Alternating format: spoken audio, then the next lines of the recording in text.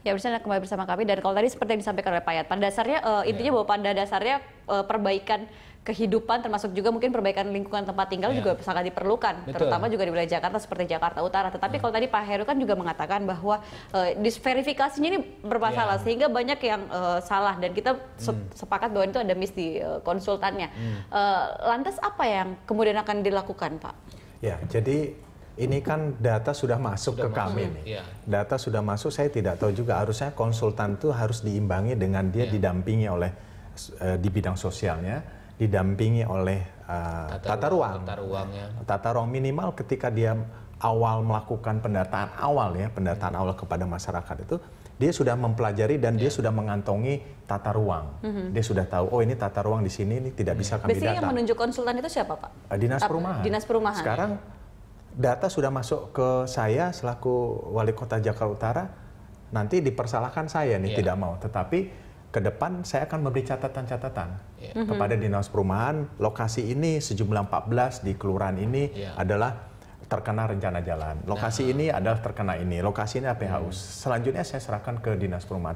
Intinya adalah kami beserta jajaran staf saya sampai kelurahan maupun kecamatan, saya tidak mau 4 tahun kemudian menjadi masalah. Nanti saya dipanggil-panggil 4 tahun kemudian bermasalah, bagaimana? Ini menarik ini. Yang menarik adalah Dinas Perumahan seharusnya sebelum melakukan verifikasi ke lapangan, datang ke wali kota. Jadi mempertemukan kebijakan di tingkat wilayah dengan rencana program rumah deret ini.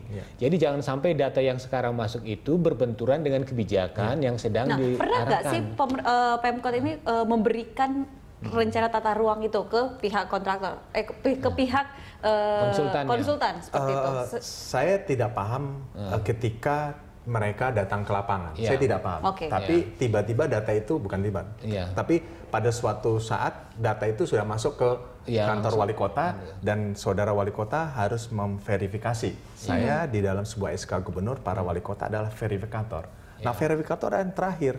Nanti kalau ada apa-apa, teman-teman dari Dinas Perumahan mengatakan itu sudah diverifikasi oleh wali kota, maka kami rehab. Berarti ini akan berpotensi menjadi masalah. Ada masalah. Pertama tadi satu, misalnya contoh yang menarik sekarang ini, apakah lokasi tanah itu di tanah bermasalah atau tidak? Sengketa tanah negara atau tanah milik orang lain.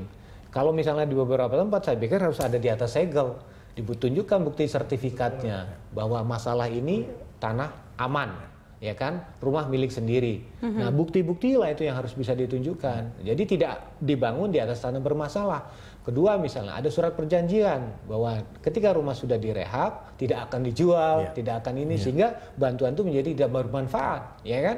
Baru ketiga itu tadi, terkait apakah pembangunan ini berbenturan tidak dengan kebijakan yang ada di wilayah. Jangan sampai ketika dia sudah dibangun, sudah selesai, pemilik tanah situ datang, wah ini kan bermasalah. Dan tadi pagi juga dibahas oleh Pak PLT Gubernur terkait dengan Kampung Deret ini. Mungkin kalau tanah negara ya sudah kita maafkan lah ya. Ya silahkan aja kita rehab ya kira-kira. Tapi rencana yang lain, perencanaan di situ ada PHU, rencana jalan, pelebaran trase, pelebaran saluran. Nah, dan saya lihat, saya tidak sebutkan di wilayah mana, begitu saya tim verifikasi saya perintahkan ke lapangan di suatu tertentu, Pak. Ternyata bangunannya bagus. Nah, ini kok bisa seperti itu? Tapi nanti Pak dijawabnya. Kita akan lanjutkan lagi di segmen berikutnya, pemirsa. Kami akan segera kembali tetap di Jurnal Siang Berita 1.